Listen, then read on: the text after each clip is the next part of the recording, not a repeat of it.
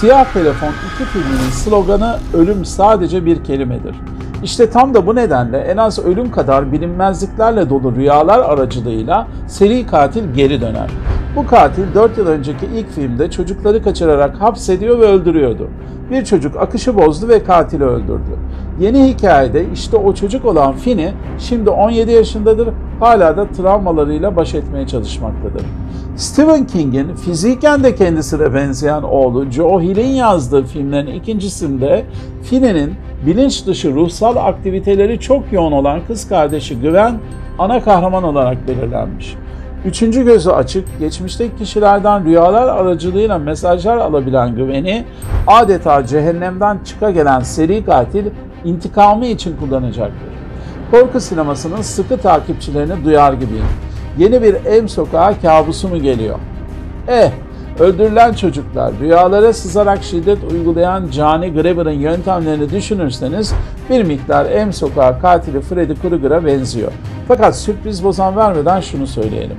Özellikle Gren yani kumlanmanın kullanıldığı rüya sahnelerindeki ürkütücülük, şiddet ve korku çok ciddi. Sanki rüyalar üzerine araştırmalar yapan İsveçli psikiyatr Carl Gustav Jung referanslarıyla yazılmış bölümler bunlar. Evet, işin aksiyon tarafında M Sokağı Kabusu serisiyle benzerlikler söz konusu. Fakat kar fırtınası nedeniyle dış dünyayla bağlantısı kesilen dağlar ve bir donmuş göl yakınındaki çok eski bir çocuk kış kampında yer yer cehennemin soğuk halini hissediyorsunuz. Yani M Sokağı Kabusu serisine göre pek renkli ve eğlenceli değil. Kariyeri boyunca korku ve fantastik filmlerden ayrılmayan yönetmen Scott Derrickson, bir felaket sonrası aile olarak kalabilmenin bilinçaltına yansıyan zorluklarını incelemiş. Filmin doğaüstü bir ekseni olsa da rüyalarımız vasıtasıyla savrulduğumuz gerçek dışı boyutları düşündüğümüzde mantıksız gelmiyor.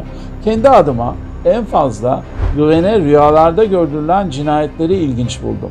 Ölenlerin yardım istemeleri, bu bağlantı, bu güçlü sinyaller hikayeye parapsikolojinin alanına giren farklı bir bakış açısı kazandırıyor.